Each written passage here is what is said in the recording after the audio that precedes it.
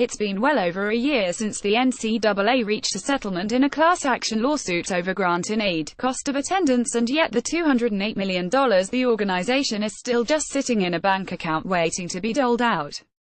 While you might first think that this is the result of their usual dragging of their feet from those in Indianapolis, it turns out that is not the case at all. USA Today is reporting that it's actually former Western Michigan wide receiver Darren Duncan who is the one holding things up. He withdrew from the class action case, but his attorney, Caroline Tucker, attempted to obtain $200,000 from the plaintiff's lawyers in exchange for dropping the objection.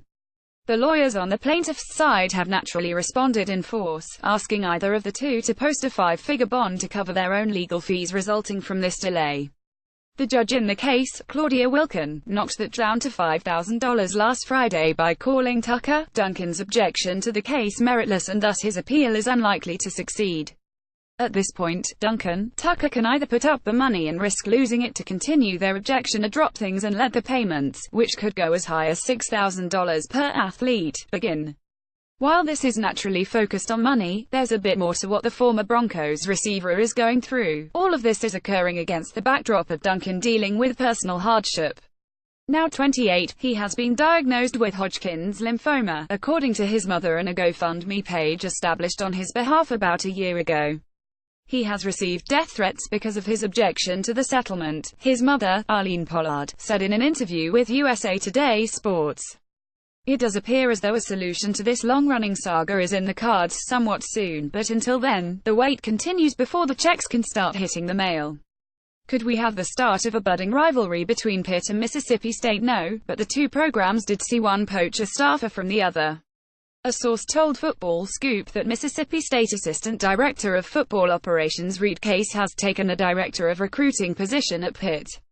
Both positions are off-the-field roles, but as anybody who has worked in a football office will tell you, each is crucial to the day-to-day success of a program. For the folks over at Football Scoop, this is one of the first big jobs that Case has had at an ACC program in the Northeast, but HES got a diverse background from stops at Oklahoma, Oklahoma State, Texas, and East Carolina, among others.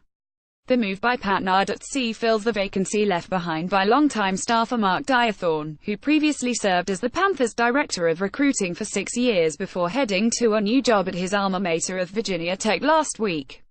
Our Creighton. The lifeblood of every college football program, recruiting can sometimes give us some awkward moments, and it appears we have another courtesy of Virginia. Let us first bring up this tweet from Philadelphia, Pennsylvania. Imhotep class of 2019 wide receiver Anthony Gordon, who seemingly committed to the Cavaliers last Thursday. Great for the kid, right? Well, there's just one problem. 247 Sports says that Gordon is not actually a commitment for the program for a rather big reason. There was an issue though. The 6'1", 175-pound wide receiver never had the scholarship offer from UVA, he reported in March. According to multiple sources, Virginia had not been in contact since March, and no call was made to the Virginia staff before the post on social media. So, yeah, this immediately brings Kevin Hart not that one to mind after the former offensive lineman staged a ceremony to commit to Cal even though the Golden Bears never recruited him nearly a decade ago. It does seem like there is at least some contact between Virginia and Gordon in this case though, as that report makes clear. It has been a while since the two have talked. All is not lost for Cavs fans though, as the program did add a commitment from Emil Bo Anderson at their summer camp. Why would we mention this? Well, Anderson is not only a 6'5", 280-pound defensive tackle that comes at a position of need, but HES actually Danish and is apparently ticketed to a ride across the pond thanks to what he showcased at the UVA camp.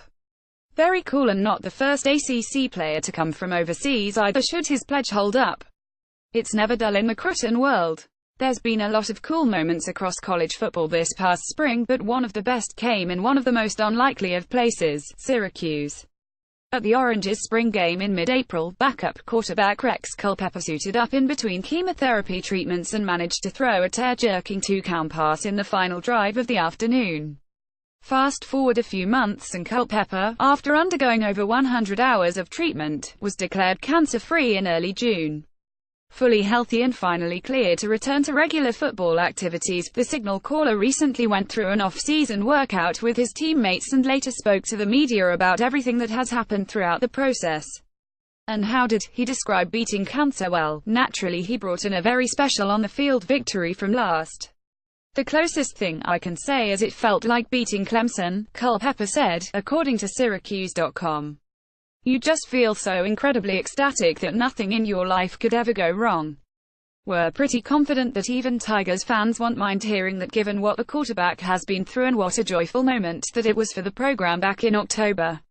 Next up for Culpepper and the team, fall camp later this year as he competes with senior Eric Dungey in one of the more impressive quarterback rooms in the ACC for a variety of reasons. Well, this is certainly interesting.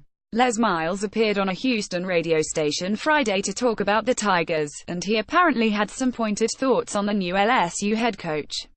Host Josh Innes asked Miles about LSU's over-under for the 2018 set at 7 wins, which led Miles into a monologue about Ed Orgeron asking for fans' patience. I never accepted the feeling of, hey, you need to have patience. When you say you need to have patience, aren't you just really saying to your team you're not good enough? Miles said, via The Advocate. Because I want you to know something, I never took the field with the Tigers where I didn't think I wasn't going to absolutely kick somebody's tail, period. I never asked, hey, give me a break here. For the record, Orgeron asked for fans' patience in the spring game. LSU is working in a new offensive coordinator in Steve Ensminger and running an open competition between 3 quarterbacks. Miles then said this, unprompted, certain people need to have a safety net. If you need a safety net, you need not coach for the Tigers because the Tigers are your safety net. They are the winningest, toughest, most committed group of men that I have been around. Miles and Orgeron have a complicated history. Miles hired Orgeron as his defensive line coach ahead of the 2016, a supposed game-changer hire after Miles was nearly axed in 2015. That didn't work, though, and it was Orgeron who was named LSU's interim after Miles was fired 4 games into the 2016 after LSU nearly hired Jimbo Fisher the prior fall, before Miles snuffed out the palace coup LSU AD Joe Oliva and success he orchestrated, and Orgeron was named LSU's time head coach in late November of 2016. Orgeron went 6-2 as LSU's interim and 9-4 in his first as head coach. Miles was 9-3 in his final at LSU.